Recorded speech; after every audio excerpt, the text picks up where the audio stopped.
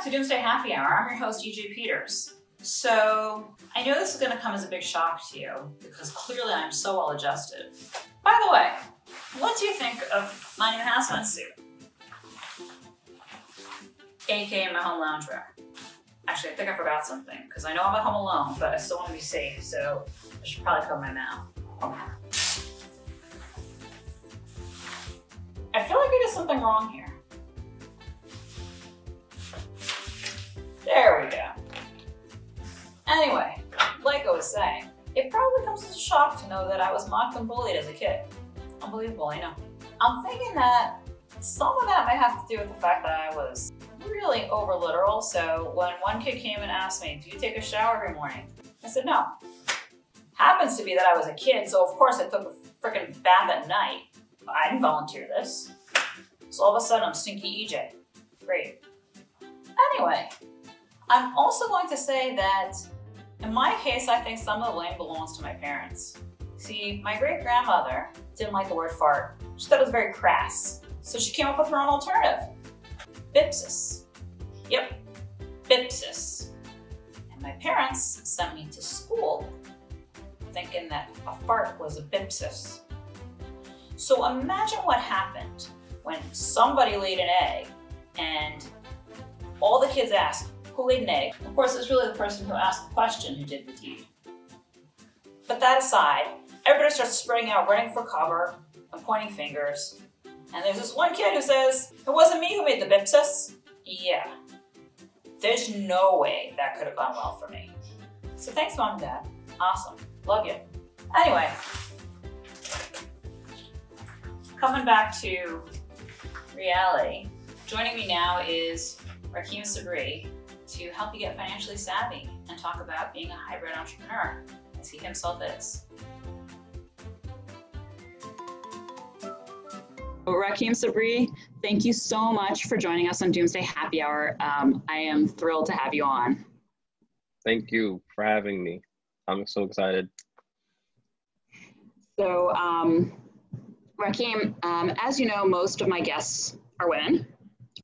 Sometimes they're women who've changed careers, sometimes they've started their own businesses, or maybe they're a career coach or a resume interview coach. But occasionally I'll have somebody on who doesn't fit 100% into that mold. If I think that they have something really powerful to add in your case, I think that you've got more than one powerful thing to add to the conversation. So first of all, you overcame a very challenging background to achieve a great deal of success at a relatively young age. Just to give the audience a sense, you grew up on food stamps in Section 8 housing, where on at least one occasion you faced potential eviction. And then you went on to work in the financial services. And by the time you're in your 20s, you're a homeowner. That in and of itself is really a testament to triumphing over adversity, but really it doesn't end there. So on top of that, you're an entrepreneur. As I mentioned, you went into financial services there, you juggled your regular full-time job, and then you started your own business on the side. And you've actually written a bit about this. You term it being, I think it's a great term, by the way, you term it being a hybrid entrepreneur because you're getting your steady paycheck, you're getting your health insurance and your benefits, but you're also starting something on your own, of your own. And so you've lived it, and not surprisingly, perhaps, you published an article about that in Entrepreneur Magazine. And then perhaps most importantly, though, is your focus now is on helping people become financially savvy. And I think that not all by any means, but some women seek control over their finances. It could be to their spouses or partners. It could be to professional money managers. And sometimes money managers have financial incentives to push certain products regardless of whether or not it actually advances the financial well-being of their clients.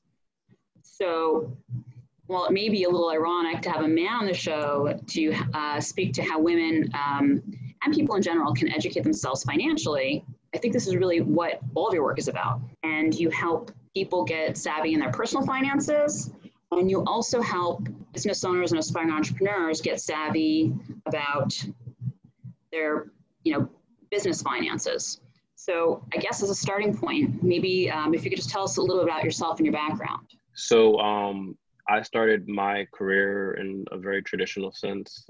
Started working in financial services at 21 as a part-time teller, and then eventually got a full-time position working in banking and just climbed the ladder since that point. So I've interacted with a spectrum of people that I feel is really the foundation for where I am today, in that I've seen extreme wealth, I've seen extreme poverty, I've seen how men manage their money, I've seen how women manage their money, single, coupled, with children. I've seen the horror stories of divorce. I've seen the horror stories of death and, money getting tied up in probate. I have seen many instances where women do, relinquish, right, control of their financial destiny over to their spouses. But I've seen the reverse true as well. Certainly one case is more frequently true than the other. I started in this journey looking to enrich, empower, and educate myself financially.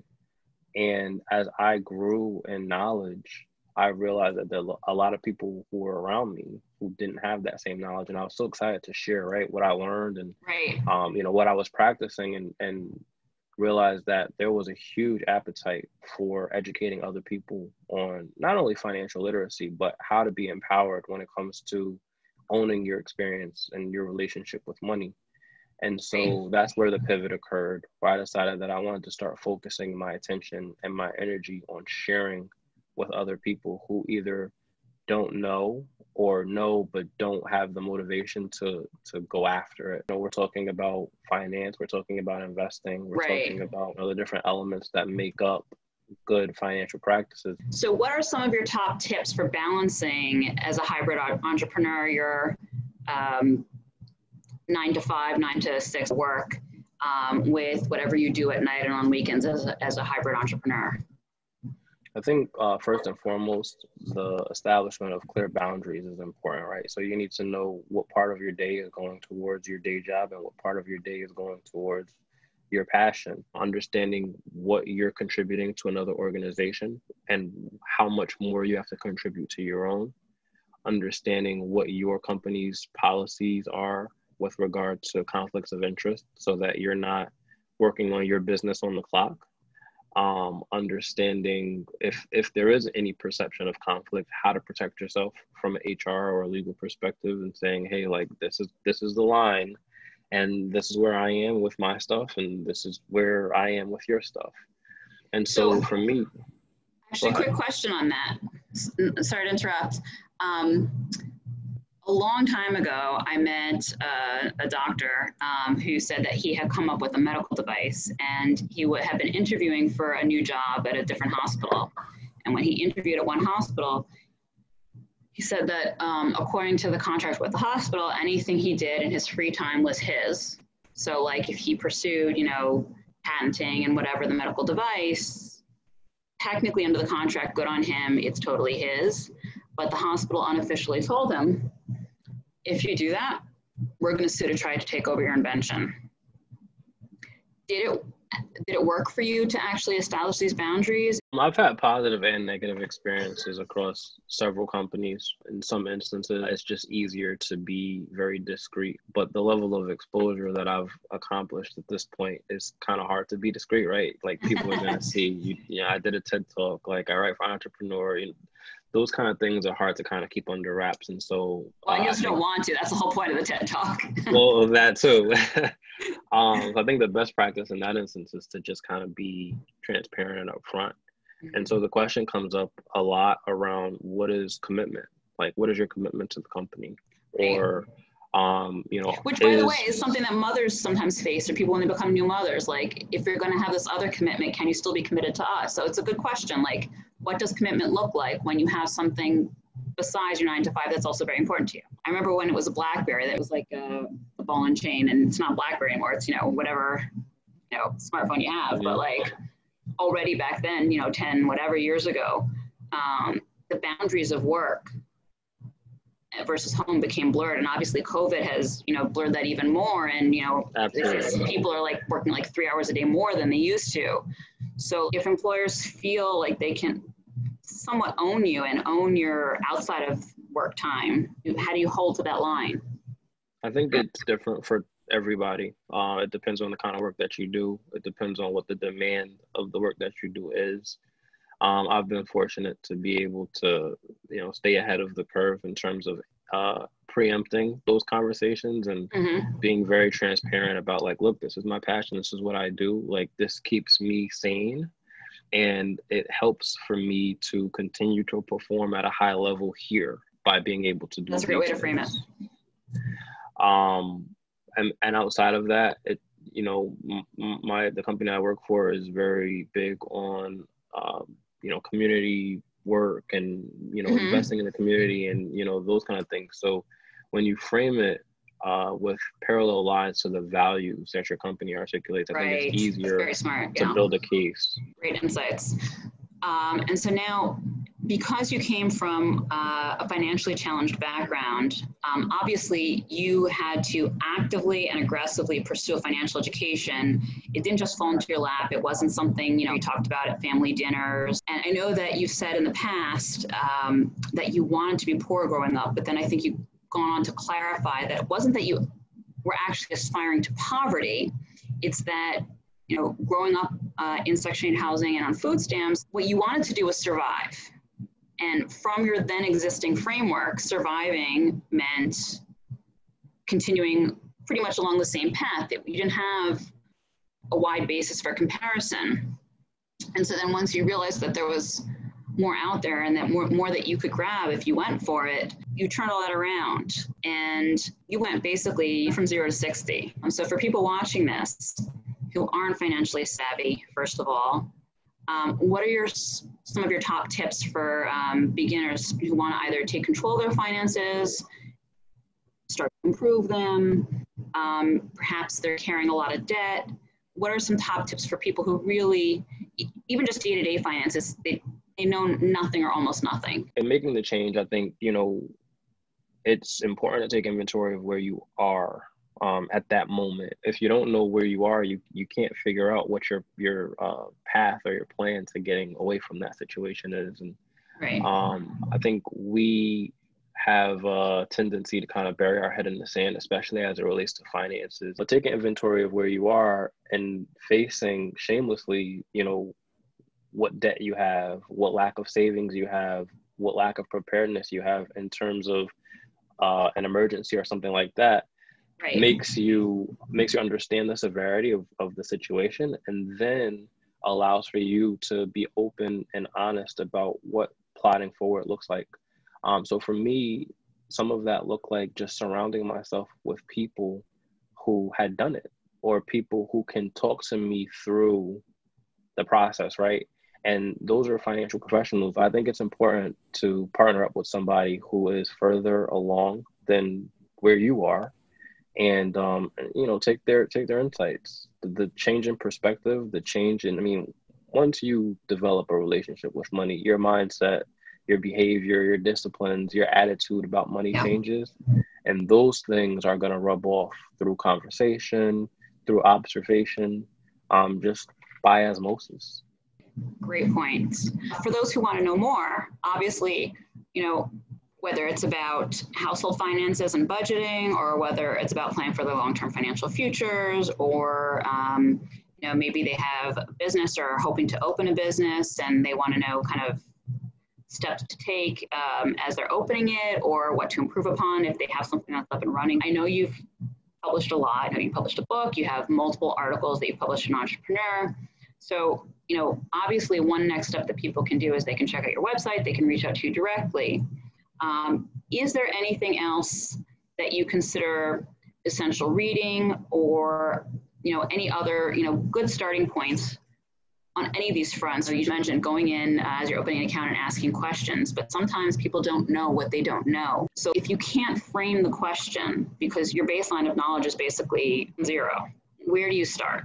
I think that, shameless plug here, my book is definitely a good starting point, simply because I had that person in mind, right? So there's actually a chapter in my book called "You Don't Know What You Don't Know," and Really? at the end of my book, there is a glossary of terms that I selected. So it's certainly not all inclusive, but there are different terms that expose people to, banking terms or products or just anything that I thought of that would make sense financially. And they're not terms that are used throughout the book, but I think that part alone in the book is worth its weight in gold. So now you have more to draw from when it comes to what you don't know. Right now, you've Fill in heard the blanks, what you need to ask more about to learn more about. I like The Richest Man in Babylon. There's a big focus on paying yourself first and how do you grow your wealth. And it's very allegorical. So it's like, it's not just text. But then there's a book that is just text that's a little dense. You have to kind of work through it, called The Millionaire Next Door. And I think that book is so important because people have this perception of millionaires that's really just not true, right? And the whole premise behind The Millionaire Next Door is that you have somebody next door to you who has a used car, who's not flashy by any means, but they're living within their means and they have wealth, because $1 million seems like a lot of money to somebody who doesn't have $1 million. And it talks about like what their behaviors and their habits are, and it uses statistics. In fact, did you know that most millionaires in this country are first generation? Like they've created wealth for themselves. That's in one actually generation. Really exciting and optimistic. Absolutely. And I think that when you break down concepts like that, it makes those goals more attainable, right? It's like, oh, wait a second, like I could be that person. That book, The Richest Man in Babylon, Think and Grow Rich, my book, Financially Irresponsible, like those are books that are going to really kind of get you started. So I think going back to financial empowerment, like that's the whole goal, like helping people realize it's possible. There's a way to do it. Now you can do it.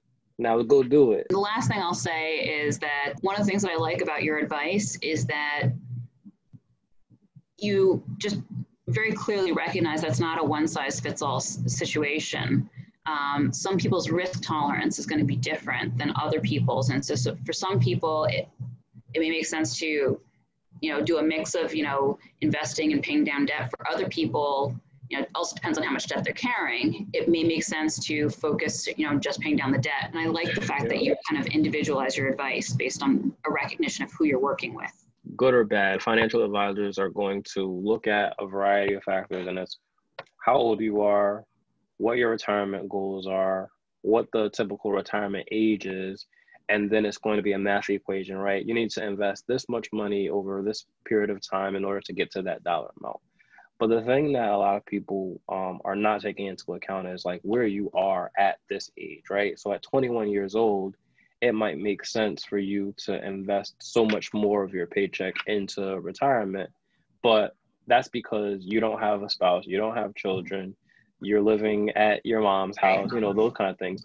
But there are 21-year-olds who are parents. They've been living on their own, so they have to break their back to pay rent. Their situation is going to be very different. They can't be as aggressive about their savings and investing. Breaking up these cookie cutter approaches to wealth building is important. Personal finance is personal. There are people who all they know is wealth, so they don't understand the responsibility. I mean, if I could give an example here, I had a customer who was quite wealthy. She wanted to apply for some kind of line of credit and was denied. Could not understand why she was denied. Right. And when we kind of dug into it, it was because her credit was just terrible. So we're looking, I tell her to go look at her credit report.